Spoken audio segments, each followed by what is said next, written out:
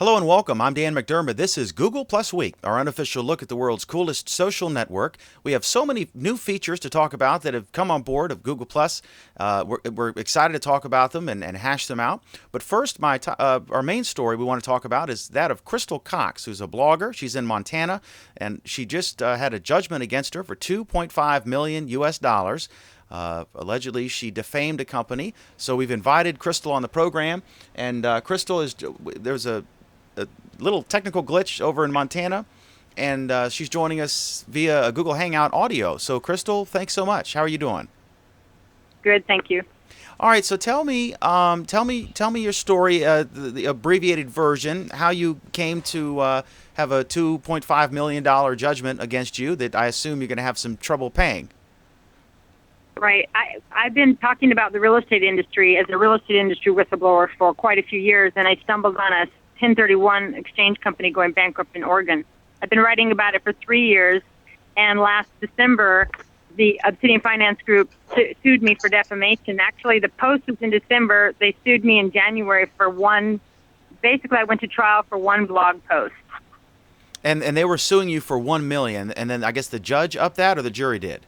No, they sued me for $10 million. In January, the lawsuit was for $10 million, and then when we went to court, it changed to $1 million. For some reason, the jury really felt sorry for the plaintiff, and they upped it to $1.5 million for him. Okay. What in a nutshell, what was your beef with this company and with this gentleman? Well, it's really hard to summarize it, but the bankruptcy system is broken. The company that goes bankrupt, all eyes are on them, and the victims want the money, but the trustee in the middle has no accountability. The Department of Justice isn't watching. The FBI doesn't know bankruptcy code, and they can seize all assets and all accounts, and they take control of the money. And that's what happened here. And a lot of people were speaking out about it. And there was one bankruptcy whistleblower blog that I picked up, and I started posting documents from. And they pretty much harassed her so much that she silenced. Basically, the day after my trial, she dropped her blog. And so it's a really big story. But the basic problem that I have with them is that there was collusion, and they knew the trustee. They worked with people on both sides. They had a contract with the debtor, and then they had a contract with a trustee. I don't even think they can legally do that by bankruptcy code. So I'm just trying to post information to get people to look at it. I've been doing it for 3 years, and they sued me in January saying because they didn't get a $10 million loan. Now, and when I went to court, go ahead. But in January, they have. I'm looking on the Forbes. Some of these stories are positive, some are critical. The Forbes thing, explain the email you sent the company offering your services to be a PR person or clean up their online reputation, and then they filed a lawsuit. I don't understand what the email is about. No, that's not what happened. I had been writing about the bankruptcy for years. They never asked me to retract anything. They at one point sent a cease and desist in December and asked me to remove everything that I've written about them ever, and they never sent a post or any reasons why. So the retraction laws apply to me. In January, after they filed the lawsuit, I didn't even know they filed the lawsuit. And so I sent information to a whole bunch of people about my PR services. David Amon asked me, which is the plaintiff's attorney, asked me what my services were. So I sent him an email and told him my rates and services. I thought the Summit bankruptcy was over. They're trying to act like that I extorted them. I never ever said that I would remove anything for any money. That just didn't happen. And the judge also has called for an FBI investigation over them using a man to intimidate me that was going to come to the court. So there's going to be a whole lot of stuff that's going to come up from this. But basically what's of interest to most people is, whether I was media or not. I was on trial for this one blog post and not any emails. I was not on trial for anything surrounding anything but one blog post. Now, clearly the whole bankruptcy issue and that's not within the scope of this conversation. Obviously, we don't have time. And but obviously the reason you were big news is because this judge said you were a blogger, not a journalist. Now, he used a specific criteria. He used I'm looking here for it. I guess he said that you did not. Defendant fails to bring forth any evidence suggestive of her status as a journalist. For example, there's no evidence of any education in journalism, any credentials or proof of any affiliation with any recognized news entity. proof of adherence to journalistic standards such as editing, fact-checking, or disclosures of conflict of interest, keeping notes of conversations of interviews conducted, mutual understanding or agreement of confidentiality between defendant and his or her sources, creation of an independent product rather than assembling the writings and postings of others. 7, contacting the other side to get both sides of a story. Without evidence of this nature, defendant is not media. Is he saying that is he saying you didn't meet any of those, or you didn't meet all of those criteria? It sounds like he's saying I didn't meet any of them, but I certainly keep notes. I certainly have editing capabilities. I did have some confidentialities. I mean, I don't think that that's true. I have over 400 blogs. I've been doing this for over 5 years. I consider myself, I don't have any schooling in journalism, but this is what I do all day, every day. I get people's stories. I research documents. I post stories. And he says I didn't have an independent product, but he granted me a summary judgment on ObsidianFinanceSucks.com because it was an independent product, and I was just saying basically my opinion. So it's totally contradictory. Now, he sued you for defaming him. What was that blog? But what was the crux of that post that he said that they determined was defamatory? Well, it was details that the jury did not have information on. Basically, the jury decided I defamed them because of one CPA's opinion. But it was about deferred gain and how much taxes, how much money the estate had. It was numbers. And I gave them over 500 pages of proof of what I used as my source, and they threw it all out. They said it was hearsay. And then you said you had an inside person who was your informant, and the judge said, produce this person, and you said, no, I should not be required to because Montana has a shield law, right? That's the crux of this case. No, the Seattle Weekly says that. I never said I had a secret source, and I'm in Montana. I posted it from Colorado. They filed the lawsuit in Oregon. I never claimed to have a secret source, and I never really wanted shield laws necessarily. The reason I wanted to be called media is because I wanted retraction laws to apply to me, and I wanted them to have to prove I had actual malice because I brought over 500 pages to show where I got the information. And so I did not have actual malice. Okay, I didn't have a secret source. What she's saying is that if you are if she was the Washington Post or was writing for the Washington Post, that if they put something that's factually incorrect, you tell them and they can retract it, and you can't really sue them and win unless you can establish that they had malice, that they intended to defame you, and they refused to do the retraction, that they did it that they deliberately put a lie out there. And so, but if you're just I guess he's saying that because he did not define you as a journalist, he defined you as a blogger who didn't meet any of the criteria that he laid forth, that the standard was different. Right. Okay. So that's what this... So no retraction laws apply to me, and they should. And also they said that Kevin Patrick was not a public figure, which he is a public figure. He is now. Well, he was before this. I mean, it's a federal bankruptcy. He was appointed by a federal judge. It affects victims in several states. He works in several states. He has developments in several states. He gets solar tax credits from the government. He sued the state of Oregon. He's definitely a public figure. Now, you were not represented by legal counsel, correct? You represented yourself, but then you're looking into getting an attorney for appealing? Well, everybody's telling me to get a hold of EFF. Well, EFF contacted me the first night. That's the Electronic Frontier Foundation. That's what she's referring to. Right, and they're all for bloggers' rights. Well, even though they have a whole bunch of attorneys, and this is a huge issue that protects bloggers, they backed out yesterday and gave no reason. Okay. So you're still looking for an attorney?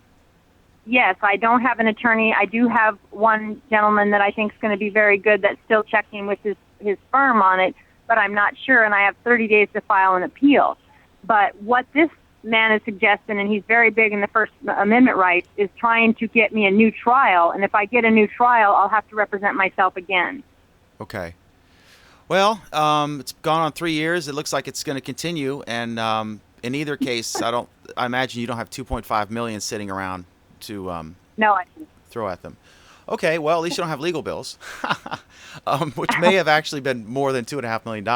Let me throw it to the room. Anybody want to weigh in on this? Alan, do you have any thoughts on her plight, on what a journalist is or isn't? What do you think?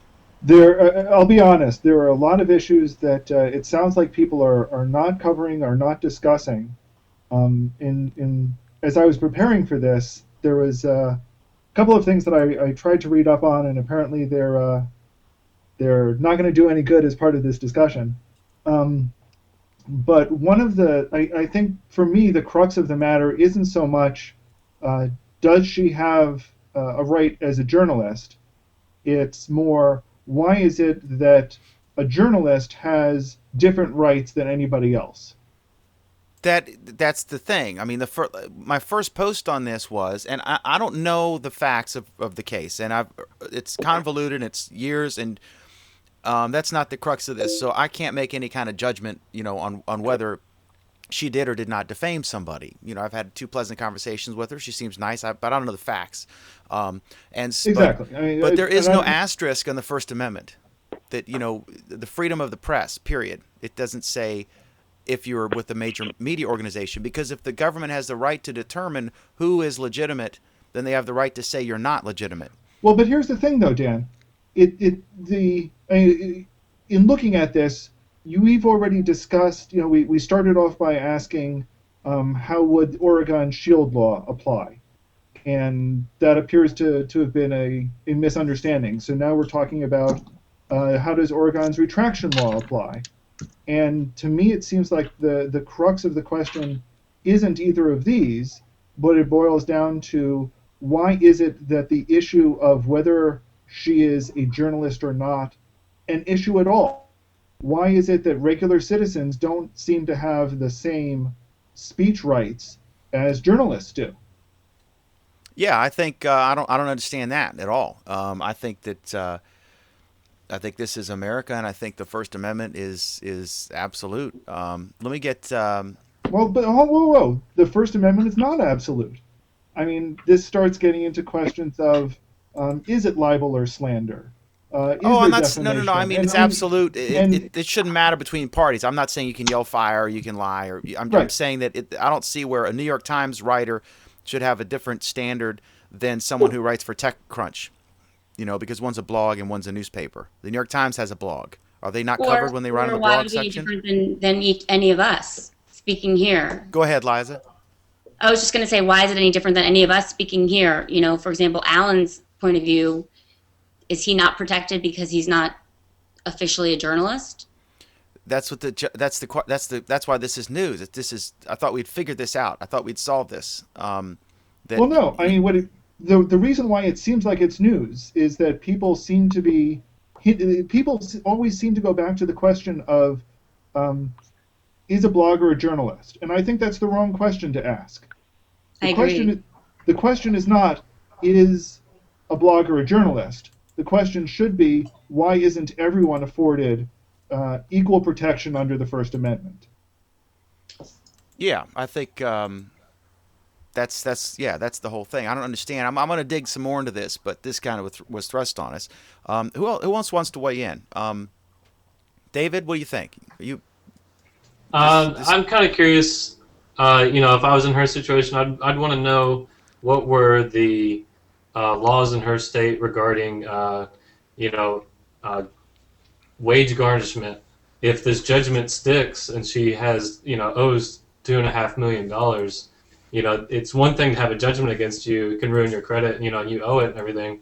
But if they have no ability to actually get the money from you, then it's just a piece of paper that's, like an IOU. It's practically worthless and can be discharged through bankruptcy. So I'd be curious how that, certain states say you can't have a loss, judgment garnish your wages. Other states say they can. Crystal, what about that? What happens next if you lose every appeal? Then can they get the money? You're in a different state, right? See, what he just said is so very important because what laws apply to me, I have no idea. I mean, I posted in Colorado, I live in Montana, the court was in Oregon. I write the biggest cases I write about are out of New York. So what laws are going to apply to me to guarantee my wages or whatever. I don't really know what's going to happen now. Were they jury shopping or are they in that state? No, were they jury shopping? I mean, did they try to pick the jury? Did they try to pick the venue or was that where they were? that's where they do business in several states, but their main branch is in Oregon, so they sued out of Oregon. Okay. But that means to any blogger in the world, wherever that company's based that you're talking about, they can sue you out of their state laws, and then they can bring you to the trial in that state. Okay. Jeff had a question. Yeah, I just had a quick question. What about the American Civil Liberties Union? Have you tried to contact them, and have they want to take this up at all, or are they in option? I haven't contacted them. They probably would be interested in something that has to do with individuals' rights and such an issue that is is on the forefront of what the internet is about in civil liberties. So I would contact them, see what they say. There also is the Electronic Freedom Foundation that may or may not be interested in this type of thing. They called me to represent me, and then they pulled out mysteriously. Yeah. They might have, based on these articles that you're saying have incorrect information in them, or an incorrect perspective. Did Forbes speak to you? I think they did, yeah. I'm not sure if I think I talked to that guy, but when he asked me about the emails, that's really is convoluting the story, and that's irrelevant. And if it's illegal and there's a crime, they need to take me to criminal court, and that's nothing to do with this blog post. They're just using it to throw mud at me. Well, like what this one post here, I'm gonna see if it's a blog. It's InTech, and she said it's critical. She said, Patrick told me this has been going on for 3 years. This is a rather complicated backstory involving his being appointed a Chapter 11 trustee for a business that went belly up Ponzi style in 2007. And some of those involved not being happy about misappropriated funds being reclaimed. After hundreds of posts, those that I've read strike me, frankly, as unhinged, she says. Cox contacted Obsidian and offered them reputation services. Patrick sent along a copy of an email that Cox sent to his attorney. It says, hello, David. I hope this email finds you doing well. As I said, all said and done, looks like Summit Boy's going to jail. And while I don't think that Kevin acted with the highest of integrity, however, at this point in my life, it is time to think of me. So I want to let you know in Obsidian Finance that I'm now offering PR services and search engine management services starting at $2,500 a month to promote law firms, finance companies, and to protect online reputations and promote businesses. Please let me know if Tonkin Torp or Obsidian Finance is interested in this service. You're saying that the way this is presented, it's like a shakedown. I'll take down my posts. Yep. And you're saying that's not at all that you were simply replying to his request for a description and price point for your services. Why on earth? Right, but it was over. It was over. It was 3 years. The Summit case, everything to do with it was over. I offered those services. I don't do search engine reputation management for a living. I would like to do it for a living. I offered that service to a lot of different people, and I never ever said that I would take anything down for a fee. I never once said that I would do that. They're trying to make it look like extortion so they can get me on some sort of criminal charges. Well, then I need a criminal attorney because that's not what happened. It does seem odd that you, the owner, because there's going to be an FBI investigation on them for intimidating me. One of your websites is it Obsidian Finance Sucks or something? What's the you? Yeah, ObsidianFinanceSucks.com is the one that I got a summary judgment on that one, just as it is. It's even odd though that the owner of on there. I can't figure out why the owner of ObsidianFinanceSucks.com would be offering to promote Obsidian Finance. That seems strange. I can't figure that one out. Well, the truth is, I started writing about all kinds of different agencies.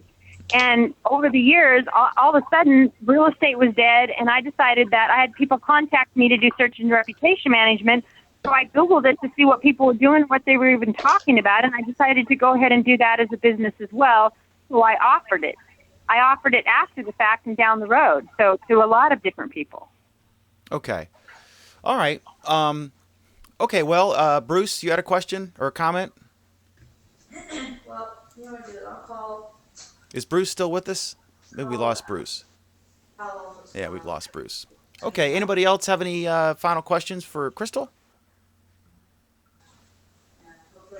Okay. Good. All right, Crystal, this is a fascinating story, and as events keep us updated, because I wanted to learn more about this as it goes. All right, well, try to be gentle on me accusing me of criminal activity because I didn't do any.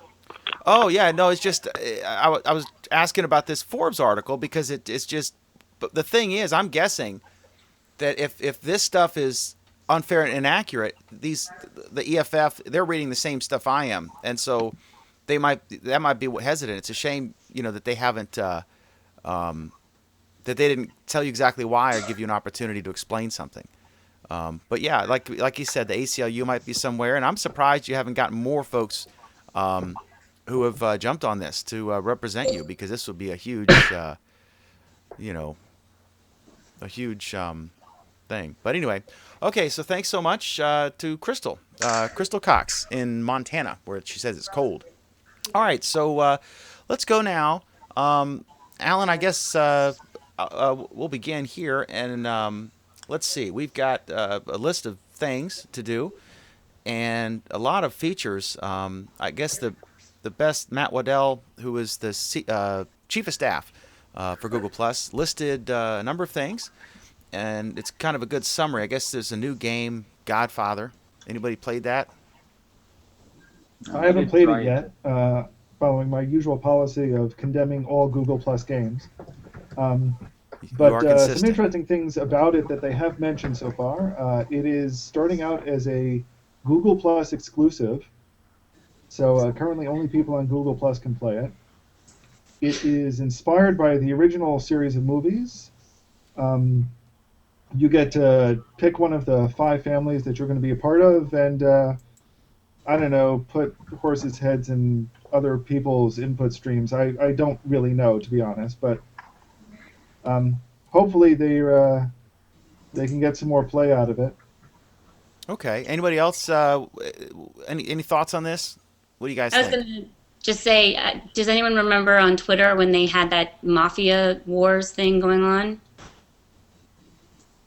It was I don't know if it was Mafia Wars. I can't remember the exact name, but it was people sending you invites to join their family. Yeah. Oh God, yeah.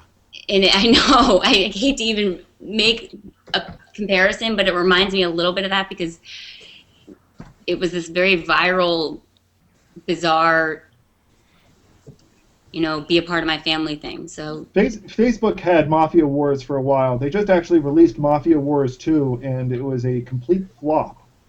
I may be wrong about the name of what it was on Twitter. I just remember it was going on and on and on, and you'd get those invites over and over.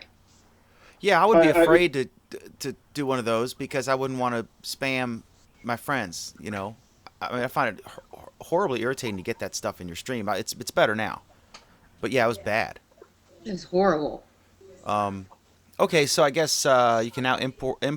I know Alan is really excited about this one. You can import or cut photo albums into Google now. The best, I'm of two minds about this, to be honest. On one hand, there is part of me that's saying, great, as soon as they get this and a couple of other features done, they can finally close that abomination down. And there's part of me that is saying, I'm bitterly disappointed that they don't have Google Takeout working correctly. They still have a pile of features that aren't working here in Plus, and they have to devote their scarce resources, and they're telling us they have scarce resources. I keep hearing that too. To a critical feature like this. Come on! What's your beef with Orkut? The Brazilians love it. I was on Orkut on day 2, and it was immediately obvious to me that it was incredibly flawed. One of its big features was it told you how many people you were connected to. And since the only way to get on it was to get an invite by somebody else, you were immediately connected to everybody else using Orkut. It had no way to actually understand degrees of separation between other people. It had no way to manage your user list. It just popped up user lists randomly on you.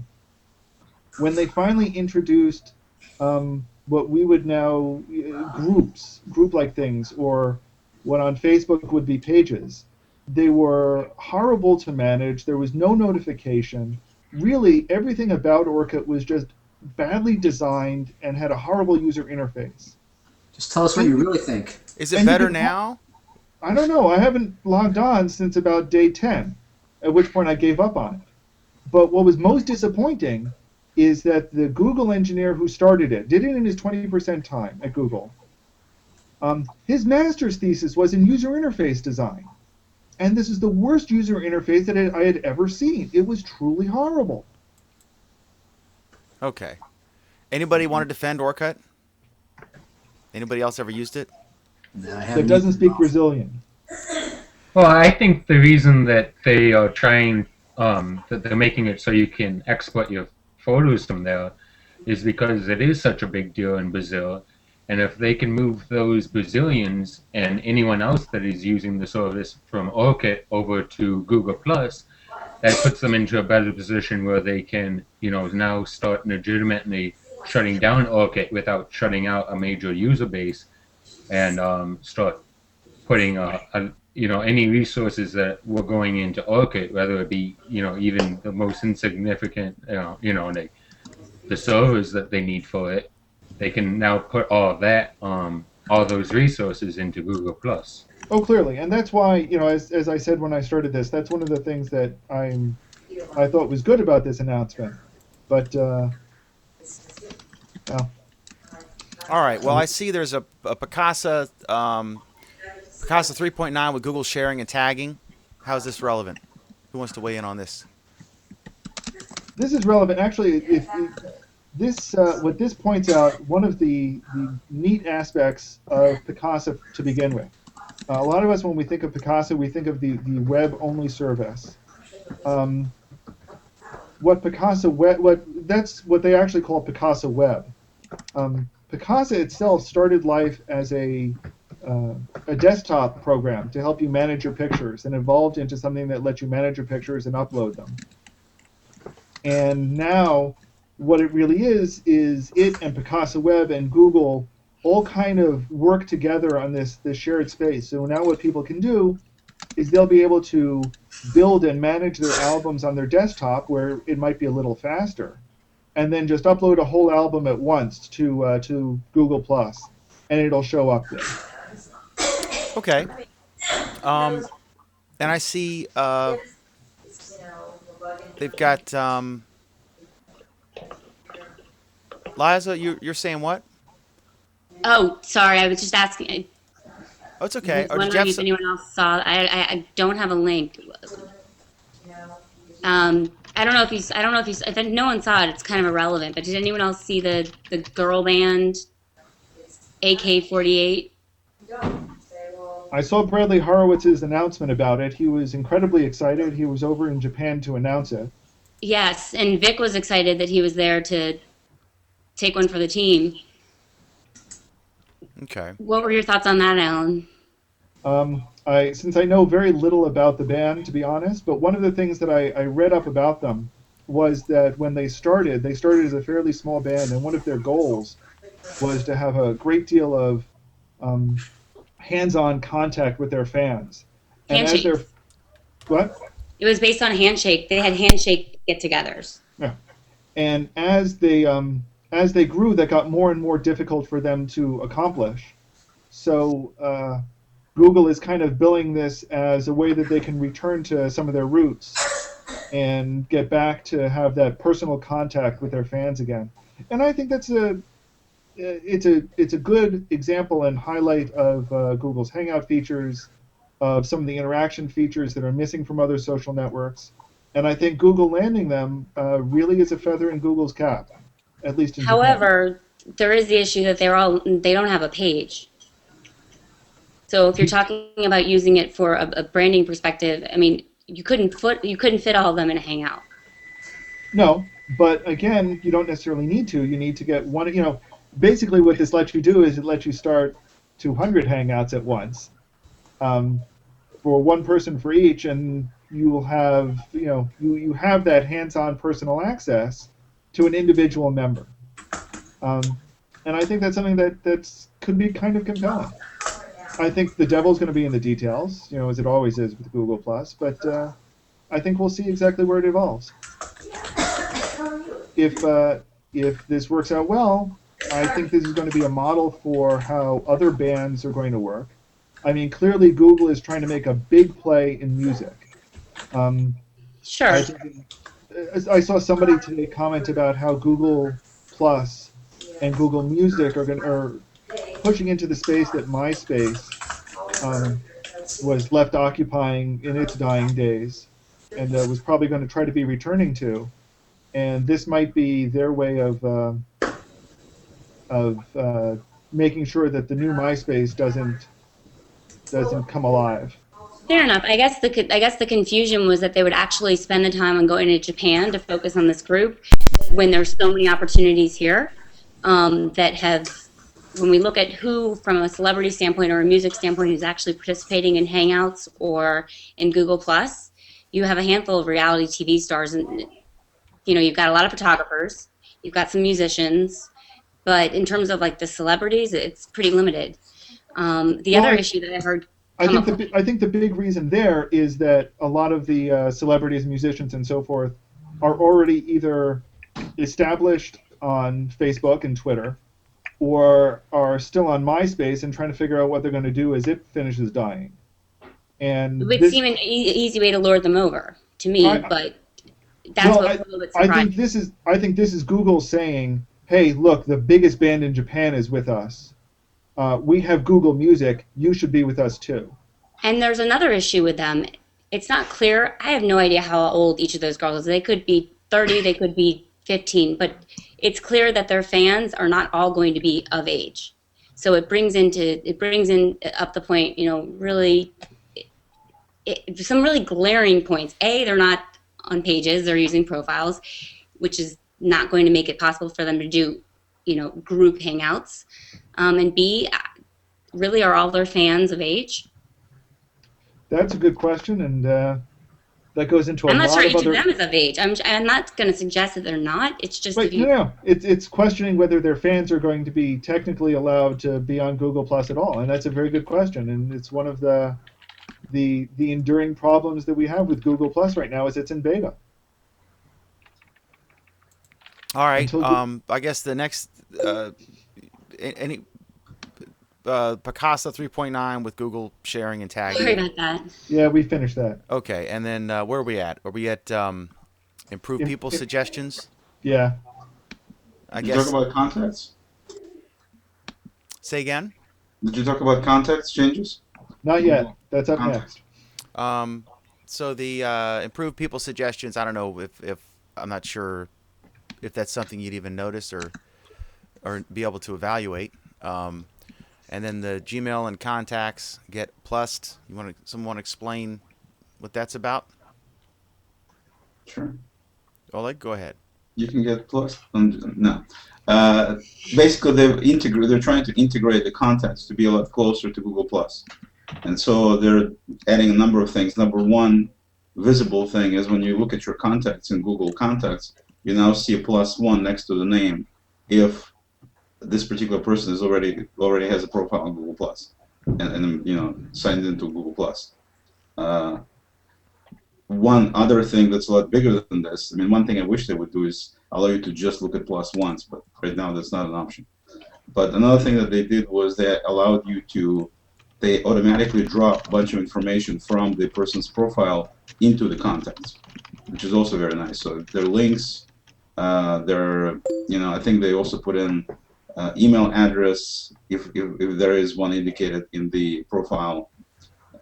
It's just nice. The photograph, everything is coming from the profile right into your deal there. In addition to that, on Gmail side, when you actually get emails from people, then you can also, using that little people widget they have, you can now see information related to this person based on their Google Plus membership status, whatever you want to call it.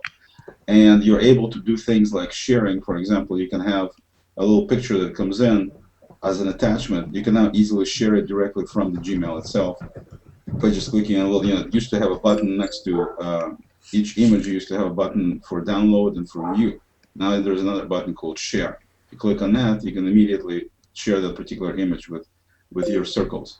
And also, of course, you have your circle information shown as groups in Google Contacts, and also they have circle information as labels in Gmail.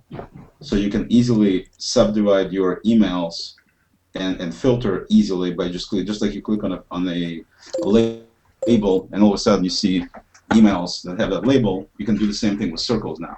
And so, of course, it really adds major functionality and usefulness when you have a lot of people in your contacts that are on Google+.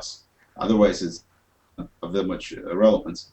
But there may be some other features. Maybe somebody else can point out what other features there. But it is a nice way to how they're integrating the two together, and you're able to use the benefits of G+, and also the information. I mean, tying the two applications together, so to speak. So I think those are excellent features. Anthony, you want to weigh in? I have to say that I'm actually annoyed by this feature because all of a sudden, I have my Google Talk, list of people that I talk to, and all of a sudden I've been, had 50 people added that I have absolutely no interest in talking to on Google Talk but they're on my Google Plus, list of circles, so they've been integrated, and my buddy list has been flooded with people I have no interest in talking through chat. Yeah, but I think you can turn off some of these features. Yeah, you can ignore them. Yeah, and so that's one thing. And like I said, I think if they just add this little one thing that I'd like to see, where you can just select the +1 people in contacts, then you should be able to fairly easily, ignore them or get rid of them or do whatever you want. So it's, it's always the situation where, you have it's like, simplicity versus features. If you want something really simple, you're not going to get features, just the way it works. So it's the same thing with this. I mean, if you would like a simple way to integrate your contacts with, the idea is that people that you circle are people that have some interest to you. That's the concept. Otherwise, why would you circle them? And so then the point becomes, okay, if that's the case, wouldn't you want to sometimes contact these people? And, it's not like I'm going to chat with AK-47, right? Or AK-48, sorry. Well, is that set up as an individual or is it as a page? There are multiple. There's like 20 individuals, right? No, I don't know how many people how many of those members have Google Plus profiles. They do. But I believe 200 I think it's 200, and you're sounding really obsessed about this group tonight. What?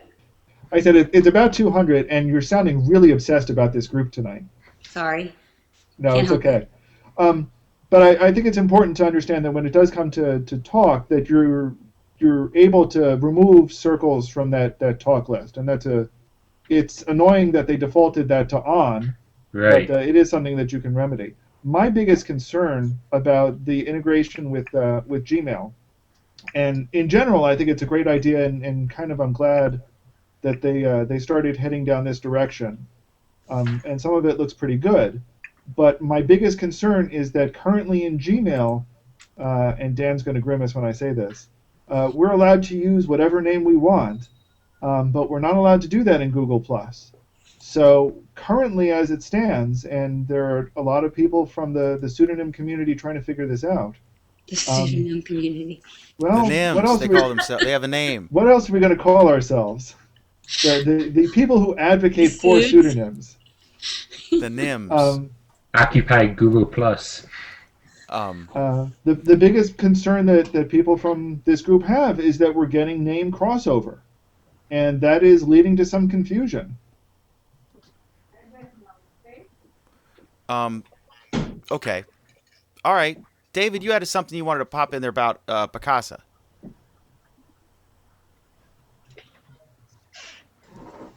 Yeah, I was saying, or wanted to say about Picasa that I've been using it as a program for years. Ever since they came up with I think they bought Picasa originally from another company, and they've done really well with it. Anybody's used it. It's a really slick and easy to use program, and it's great for people who have thousands of pictures.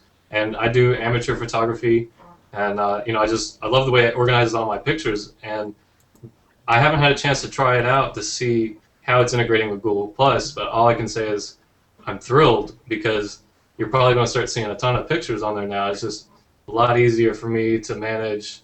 I like to do all my photos in one spot. I don't want to have spread across this social network and then this website and this photo archive. So if Google's putting it all together for me, it just makes it a whole lot easier for me to use it. I know I've got a lot of photographer people in my Google Plus circles, and I'm sure there's going to be tons of people who want to use this feature. Okay. Yeah, no, I totally agree. Yeah, no, it's very nice.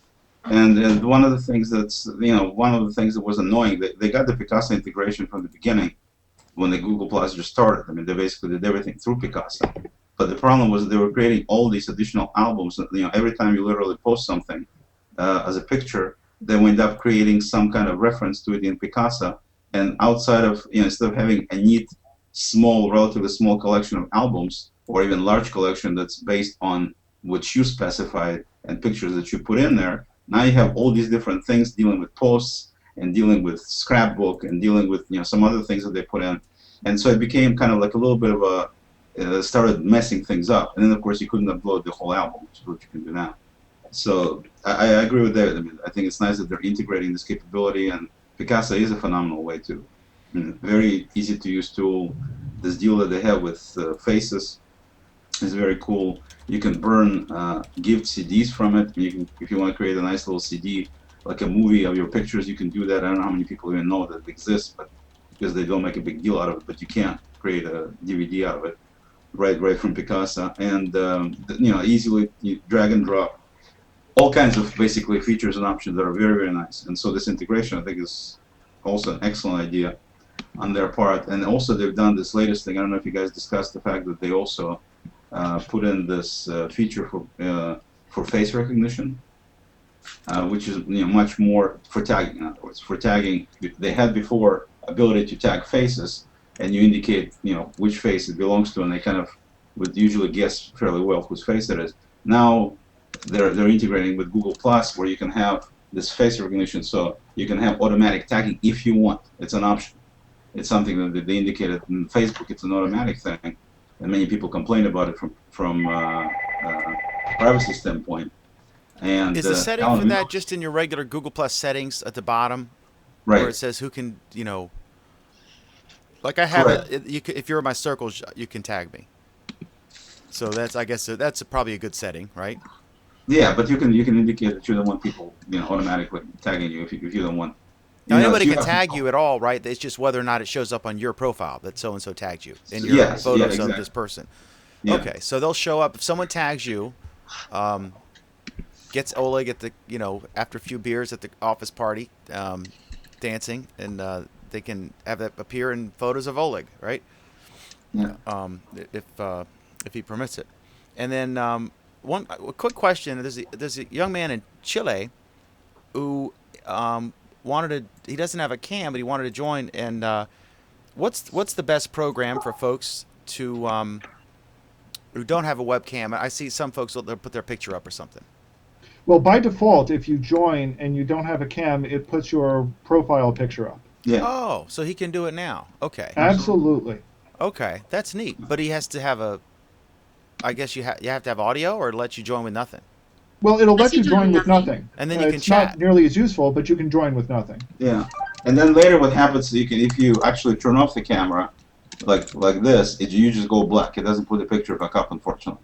But if you do join, like Alan said, then it'll show the picture. That's neat. Mm-hmm. Okay. All right, so I'll tell him he can come in and he can chat with us. All right, so I guess next up, we a new version of Google Plus on Android and on Apple. I forget what the tweaks were. Does anybody remember? It's just they said that the thing that bugs me. Correct me if I'm wrong. There's no way to really share something on mobile. Like if I'm on my phone and I see a really interesting article about whatever, then if I say share on Google Plus, I can share it. But it's online. Let's say you're sharing an article from whatever, from Reuters, TechCrunch, Washington Post, whatever. Online on a desktop, I'll click add and type the link in. And you can share links. You can, but it doesn't format it nicely. Right. It doesn't have the picture. It just has the ugly link. It functions, but it's not good. And then I can go back later and clean it up. But I don't see why if I share a link, if I just paste the link on the desktop version of Google Plus, then it will, format it nicely, put the thumbnail picture, and it works. If I Yeah. do the same thing from mobile, it's not even usable. It's so I think it's unattractive. because of the screen limitations, Dan. I mean, there's only so much you can do with a 3-inch screen or 4-inch screen compared to But inches of. I don't think it's that at all, Oleg, because even if I don't do the add button, if I just paste a link in there and hit post, Right. that's not dependent on what screen I have. I mean, that's internal the way it handles the link. I don't know why it handles it differently. No, but the way it shows it on that particular device, maybe that makes a difference. I agree with you in terms of how you post it. It's one of those things that's probably a detail that they still need to get to. I mean, one of the problems that they've been perpetually having is that from within Android, for example, clicking on a link would take you out of the Google Plus app completely and launch it in a browser. As of this version in Android, it now loads it within Android itself, or sorry, within the Google Plus app itself, and that makes the transition back a lot smoother. So it's details like that they're still working on. I mean, this is, like everything else, this is a work in progress. But I want it Absolutely. now, Alan. No, I'm just kidding. I just think Well, the mobile Dan, isn't I know you used to do computer programming, so if you jump in there and I don't know. I used to do BASIC and Pascal and Fox Pro. I don't think that any of those technologies have been injured in the production of Google Plus. No. But I'm from the 90s. Okay, so you can share a photo album via a link. I'm not sure if what's that about? Anybody know? Yes, I know that this is actually what I had indicated later on as well. That one somehow snuck in. This is actually a big feature. And it kind of ties in. The better lead-in for it, I think, is pointing out if at the beginning of this week there was a pretty big brouhaha around Facebook where a bunch of Zuckerberg's private photos from one of his private albums got leaked out. And people were talking about just how boring this Zuckerberg guy was because all of his photos were just these boring shots. But it pointed out a major security hole in Facebook that if you could figure out the URL for the photo album, then you had complete access to everything in the album, whether or not it was permitted, whether or not it was permitted to you or not. And you kind of look at that and you go, wow, I really hope Google wasn't stupid enough to do anything like that. And then 2 days later, they essentially announced a feature that sure sounded like they were stupid enough to do exactly that. The difference, though, is that Google, when they went and built this, when they implemented it, they still paid attention to the security model, and they kind of gave you a new way to share your album. So while previously you could share an album publicly, or you could share an album privately, listing just a few other Google Plus members, they're now giving a new method that says, here, you can share your album using a link. And at any time, if you get a little nervous about who may have access to your album, you can rescind that permission. You can basically make that link no longer work. So it puts it solidly in your hand. If you need to share your photos with Aunt Mabel, and Aunt Mabel is, email, we'll follow a link on the email, but there's no way she's going to join Google+. You can now create this link, give the link to her, and if you know that she's seen the album and she's not going to look at it again, you can take the link away to make sure that nobody else sees it. It's a very slick new way. It's a new compromise. It puts That's it fair. totally That's in great your- for me because sometimes I'll if I see a fire going on and I got my cell phone, I can take a couple pictures of it, and I want to email it to my managing editor and say, here's some pictures if you want to use them. But he's not joining Plus, He wants to be able to click in a link and there they are. So that's neat. Yeah, that's very handy. And then hopefully they'll, get turned on to Google Plus once in a while, if as they're looking at all of the pictures, and there is no shortage of photographs or photographers on Google Plus. Anybody else want to weigh in on that or any other topics? Oleg, how you feeling? I'm okay. That's not a topic for discussion. Okay. No,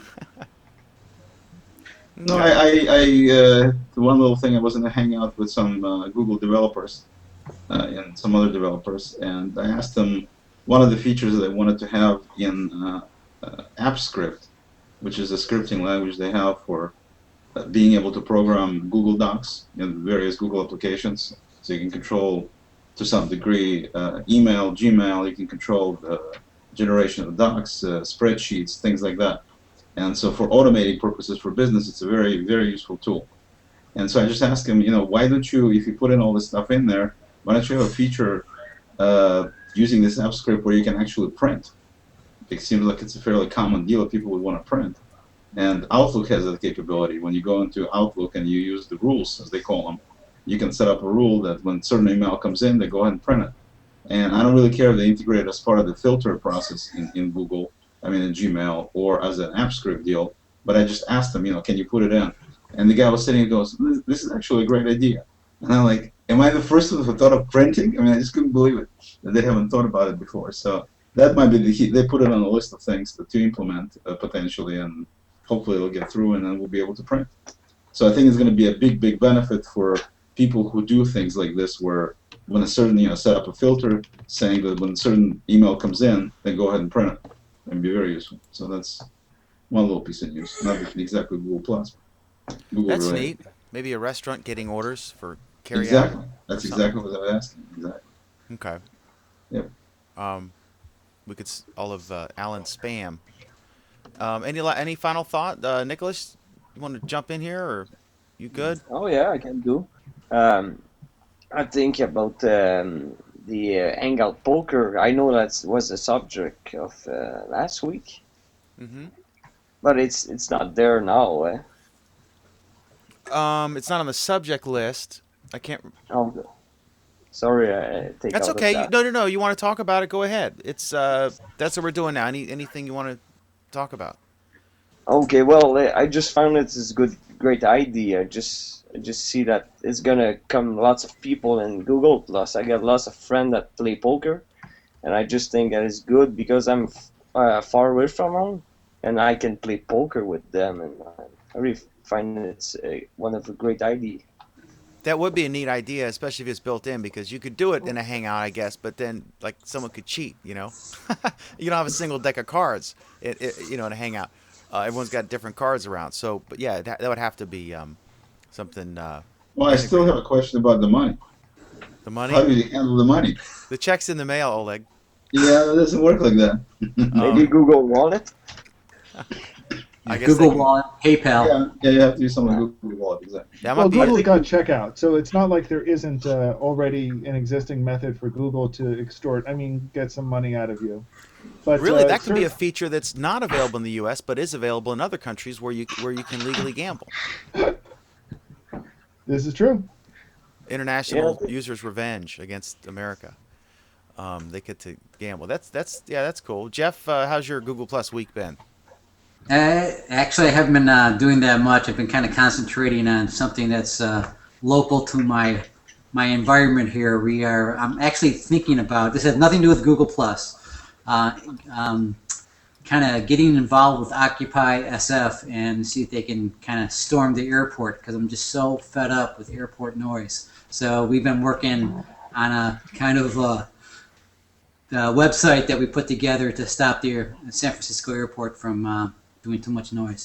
So At night or in general? See, there was a thing in Warren County here. Everyone was upset, or some neighbors were upset about the noise from the UPS facility.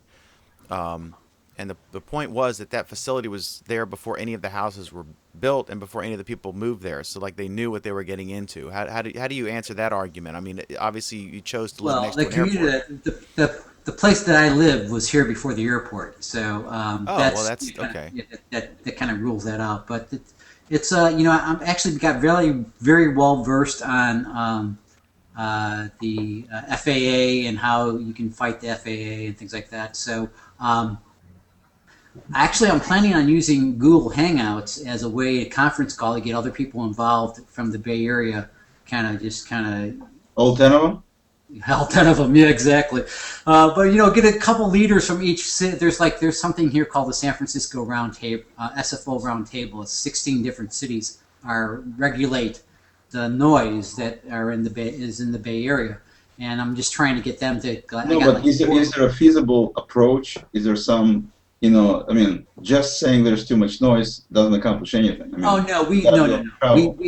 We actually were able to get the raw data from San Francisco Airport of all the flights, and we were able to, because there's sound monitors that are in the city, in our city, and other cities, and you can actually monitor what plane is making what noise, and so we were able to download all the data and kind of prove that there's been a 36% increase of flights over our city. No, but what's the solution? What's the Moving the solution? airport? Well, the solution, I know this is weird, but has anyone ever tried to contact their state senator? It's almost impossible. I've been trying that for like about 8 months just to get to the Senator Boxer. And so I think the whole idea of how you can fight the FAA is to, bring it to light. What do you And, want people? I mean, what Oleg is asking is, what is the solution to the problem? In other words, do you want to move the airport, or everyone walks, or what I mean? The planes. What happens is there's a published route for departures out of SFO, and the facility in 2002 moved that actually directed the airplane noise. They moved up to Sacramento. So now what's happened is, since that facility has moved, they're not near and dear the area anymore, and they really don't care. So air traffic controllers vectored the planes early, so they turn, instead of turning at 4 miles out into the bay, they turn at 2 miles out, and they can do it because they're the FAA. They just do it. They blame it on whatever they want. Is it a fuel savings thing or a time savings thing? It is a fuel saving thing. They save about 4 minutes of time, and then obviously fuel by cutting the route short. And they can do it because they can say it's based on efficiency and congestion in the Bay Area. Do you want it all the time, or just like when you're trying to sleep, to cut back? I think it's a published route. I think they should follow it. I mean, we have the technology. Come on, man. Mm-hmm. We can build a stealth plane. Crash in Iran. We can definitely direct a plane to fly 4 miles out and make a left-hand turn. So they just do it because they're lobbied by the American Trade Airlines Association. What's the latest on that plane? Is it a model, or is it the real deal? I think it's the latest. I heard it's today. The Pentagon was saying that it was probably a model or something. Well, it's hard to say. First, they said there is no plane. That was the first announcement, that they don't think anything got lost. Then the next thing you know, they did get lost. What I don't understand is, why do they make these stupid things so they can basically explode them after the fact? Push a button and get it to blow up. How do you let something like that get into their hands? Well, if you lose control of something, then you don't necessarily have the self-destruct feature. And even if you did have the self-destruct feature, you may not want the negative publicity that such an auto-destruct would bring. They're already in the middle of some bad publicity over strikes against against civilians. They may not want additional negative publicity at the same time. So they get negative publicity. I mean, nothing new. I can't think of anything more negative than those wackos and that kind of technology to the Iranian government showing off our latest stealth fighter dancing around it. What? That's you can't, Dan? Really? That's the second deal. No. Really, you can't picture any worse publicity than Iran claiming to show something obviously off? It could have landed in a school field and the kids all gather around. Oh, look at the new toy! It's a big plane, and then boom, there's 400 dead kids. Yeah, that would be right. nice. And you don't think that happening in Pakistan would be worse?